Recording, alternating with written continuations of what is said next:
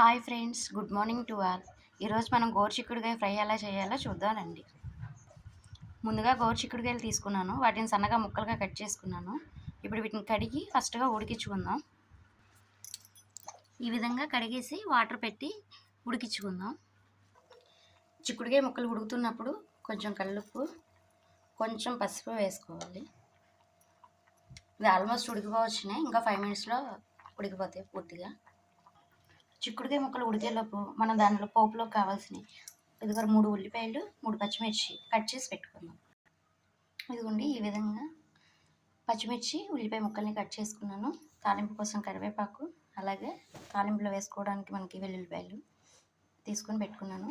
ఈ విధంగా మనకి కుక్ అయిపోయినాయండి, చక్కగా మెత్తగా ఉడికిపోయినాయి. ఉడికిపోయిన వాటిని వాటర్ చేసుకోవాలి. ఈ విధంగా వాటర్ పోసేసి దీనిలో వడకట్టేసుకుంటున్నాను. ఈ వాటర్ అంతా వడకట్టేసాక మనం తాలింపు పెట్టుకుందాం. స్టవ్ వెలిగించి ప్యాన్ పెట్టుకుందాం.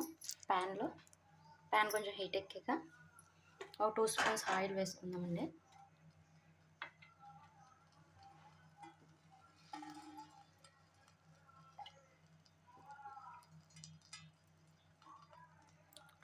ఆయిల్ వేసాను.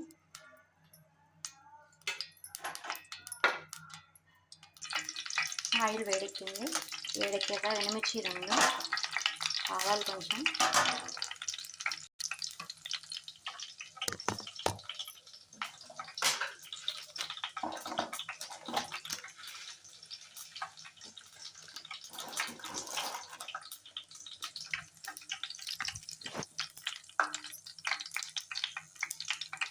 జీలకర్ర కొంచెం వేసి వేయించుకోవాలి. పోపులన్నీ ఈ విధంగా దోరగా వచ్చాక మనం ముందుగా కట్ చేసి పెట్టుకున్న ఆనియన్స్, పచ్చిమిర్చి దీనిలో వేసి దోరగా గోల్డెన్ కలర్ వచ్చేదాకా వేయించుకోవాలి.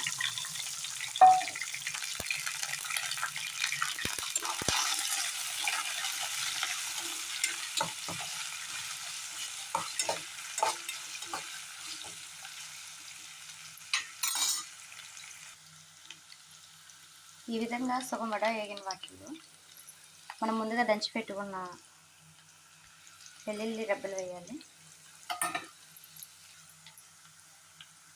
అలాగే కరివేపాకు, చిటికెడు పసుపు కూడా వేసుకోవాలండి. ఇందాక మనం ముక్కల్లో కొంచెం వేసాము, ఇప్పుడు కొంచెం వేయాలి. వేసి ఈ విధంగా కలిపి మనకి ఉల్లిపాయ అనేది గోల్డెన్ కలర్ వచ్చేటంత వరకు ఫ్రై చేసుకోవాలండి.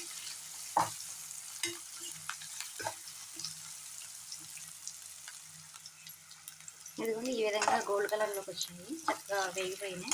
మనకు ఆనియన్ కానీ మిర్చి కానీ చక్కగా ఈ విధంగా వేగిపోయాక మనం దీనిలో ముందుగా మనం ఉడికించి పక్కన పెట్టుకున్న గోరుచిక్కుడుకాయ ముక్కలను వేసుకున్నాం.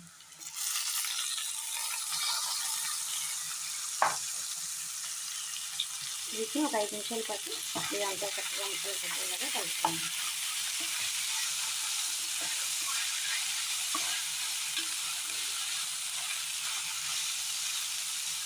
వీటిలో వాటర్ అంతా డ్రై అయ్యేలాగా వేయించుకున్నాం.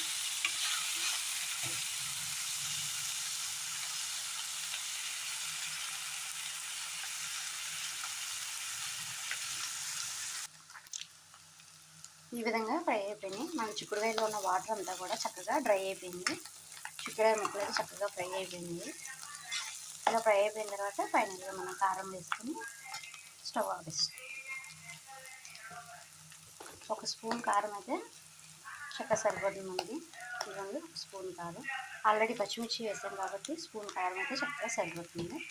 1 స్పూన్ కారం వేసి ఒక 2 మినిట్స్ ఈ కారం ముక్కలకు పట్టేలాగా ఒక 2 మినిట్స్ ఫ్రై చేసుకొని స్టవ్ కట్టేద్దాం.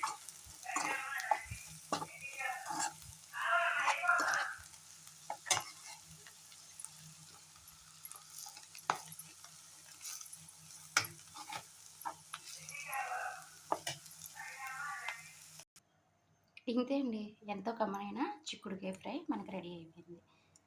ఈ వీడియో మీకు కానీ నచ్చినట్లయితే లైక్ చేయండి, నా ఛానల్ని సబ్స్క్రైబ్ చేయండి. Thank you to all.